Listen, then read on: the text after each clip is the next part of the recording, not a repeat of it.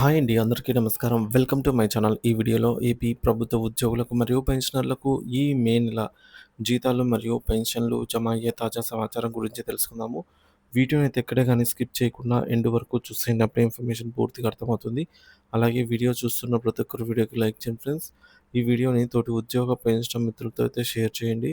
కొత్తగా మన ఛానల్ చూస్తున్నవారు ఇంకా ఎవరైనా సబ్స్క్రైబ్ చేసుకోకుంటే వెంటనే మన ఛానల్‌ని సబ్స్క్రైబ్ చేసుకోండి. దీని ద్వారా నేను చేసే లేటెస్ట్ వీడియోస్ అన్నీ మీ వరకు రీచ్ అవుతాయి. ఇక ఆలస్యం చేయకుండా వివరాల్లోకైతే వెళ్ళిపోదాము. ఫ్రెండ్స్ ఇక విషయానికొచ్చినట్లయితే ఏపీ ప్రభుత్వ ఉద్యోగులకు మరియు పెన్షనర్లకు వారి యొక్క జీతాల బిల్లులు రెగ్యులర్ పేరోల్ నందు 17వ తేదీ నుంచి 25వ తేదీ మధ్యలో సీఎఫ్ఎంఎస్ హెర్బ్ పేరోల్ నందు డీడీఓలు బిల్లు అప్‌లోడ్ చేయడం ప్రక్రియ అయితే ప్రాసెస్ పూర్తయిపోయింది. ఈ ప్రాసెస్ పూర్తయిపోయిన తర్వాత ఎస్‌డీఓ గారి దగ్గరికైతే బిల్లులు చేరుకోవడం జరిగింది. అక్కడ సీనియర్ అసిస్టెంట్ మరియు ఎస్‌డీఓ గారి చేత అప్రూవల్ పొంది కొన్ని బిల్లులు వెయిటింగ్ ఫర్ ఫండ్ క్లియరెన్స్ స్టేజ్‌కి వెళ్ళగా, కొన్ని బిల్లులు ఇన్ ప్రాసెస్‌లో అయితే ఉన్నాయి. ఏవైతే ఇన్ ప్రాసెస్‌లో ఉన్నాయో ఆ బిల్లులన్నీ ఇవాళ ఈవినింగ్ వరకు వెయిటింగ్ ఫర్ ఫండ్ క్లియరెన్స్ స్టేజ్‌కైతే చేరుకోవడం జరుగుతుంది. గమనిక ఏపీ ఉద్యోగులు, ఉపాధ్యాయులు పే స్లిప్స్ అయితే అందుబాటులో ఉన్నాయి. ఉద్యోగులు, ఉపాధ్యాయులు నిధి యాప్‌లో అయితే పే స్లిప్స్ డౌన్‌లోడ్ చేసుకోవచ్చు. అలాగే నిధి వెబ్‌సైట్‌లో కూడా డౌన్‌లోడ్ చేసుకోవచ్చు. కానీ పెన్షనర్స్ మాత్రం కేవలం నిధి వెబ్‌సైట్‌లోనే వారి యొక్క పే స్లిప్స్ డౌన్‌లోడ్ చేయాలి. ఇక ఉ ఉద్యోగులు, ఉపాధ్యాయుల యొక్క పే స్లిప్స్ డౌన్‌లోడ్ చేసే ప్రాసెస్ ఇక్కడ చూద్దాము.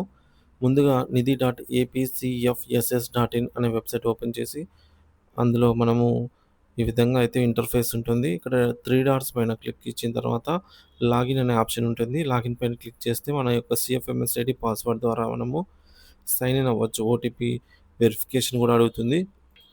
సో, రిజిస్టర్డ్ మొబైల్ నంబర్ కూడా ఉండాలి. అవసరమవుతుంది. సో, సక్సెస్‌ఫుల్‌గా లాగిన్ అయిన తర్వాత ఎంప్లాయీ పర్సనల్ డీటెయిల్స్ అనే ఆప్షన్ ఉంటుంది. అక్కడ పే స్లిప్స్ అనే ఆప్షన్ మీద ఎంచుకున్నట్లయితే మనకు రీసెంట్ పే డీటెయిల్స్‌లో మే 2025 వ్యూ పే స్లిప్ అనే ఆప్షన్ ఉంటుంది. సో, అక్కడ వ్యూ పే స్లిప్ మీద క్లిక్ చేస్తే మనకి ఈ విధంగా ఉద్యోగులకు సంబంధించి ఇది పే స్లిప్ అండి. ఇందులో ఉద్యోగులకు సంబంధించి పే స్లిప్‌లో పెద్దగా మార్పులేమి చోటు చేసుకోలేదు కానీ సో, పెన్షన్‌కి సంబంధించినటువంటి పే స్లిప్‌లలో అనేక మార్పులైతే చోటు చేసుకున్నాయి.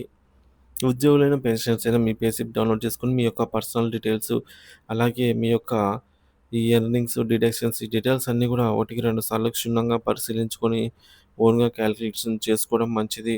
ఇకపోతే పెన్షన్‌కి సంబంధించి పే స్లిప్‌లో కొన్ని మార్పులైతే చోటు చేసుకున్నాయి. అందులో ముఖ్యంగా డీఆర్ అనేది మనకిక్కడ మెన్షన్ చేయడం జరిగింది. డిఆర్‌ఎస్ రిలీఫ్ ఇదివరకు డిఆర్‌ఎస్ రిలీఫ్ అని జెప్పి ఇట్లా పర్సెంటేజ్ అనే సింబల్ ఇచ్చేవారు.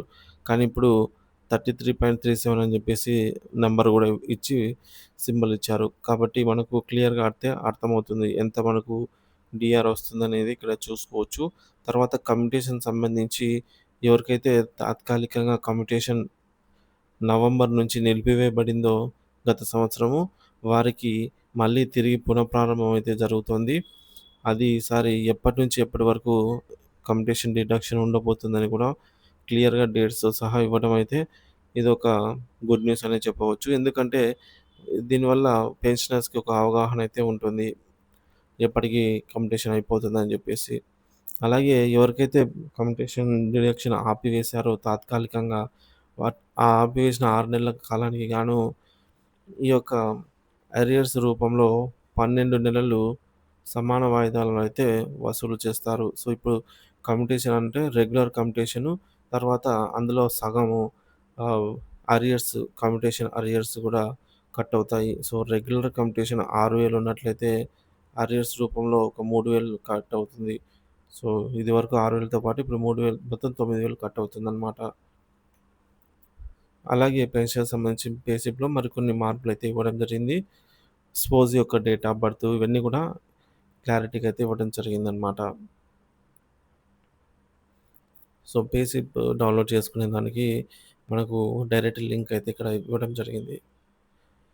ఇకపోతే ఎస్‌టీఓ గారి పరిధిలో తిరుపతి, మార్కాపురం, ఒంగోలు, గుంటూరు, మదనపల్లి, రాజమహేంద్రవరము, సత్తెనపల్లి, నెల్లూరు, మచిలీపట్నం, కైకలూరు, కర్నూలు, అద్దంకి, కడప, తెనాలి, బొబ్బిలి తదితర ఎస్టీఓ పరిధిలో బిల్లులు చెక్ చేయగా కొన్ని బిల్లులు ఇంకా బిల్ నాట్ అప్రూవల్ స్టేజ్‌లో ఉండగా చాలా వరకు బిల్లయితే వెయిటింగ్ ఫర్ ఫండ్ క్లియరెన్స్ స్టేజ్‌కైతే చేరుకోవడం జరిగింది. ఏవైతే బిల్స్ ఇంకా బిల్ నాట్ అప్రూవల్ స్టేజ్‌లో ఉన్నాయో అవన్నీ కూడా మనకు ఈరోజు ఈవినింగ్ లేదా రేపు మార్నింగ్ వరకు వెయిటింగ్ ఫర్ ఫండ్ క్లియరెన్స్ స్టేజ్‌కి చేరుకునే అవకాశం అయితే ఉంది. సరే మనకు జూన్ 1 తేదీన జీతాలు, పెన్షన్‌లయితే పెద్దగా జమ కావన్నమాట.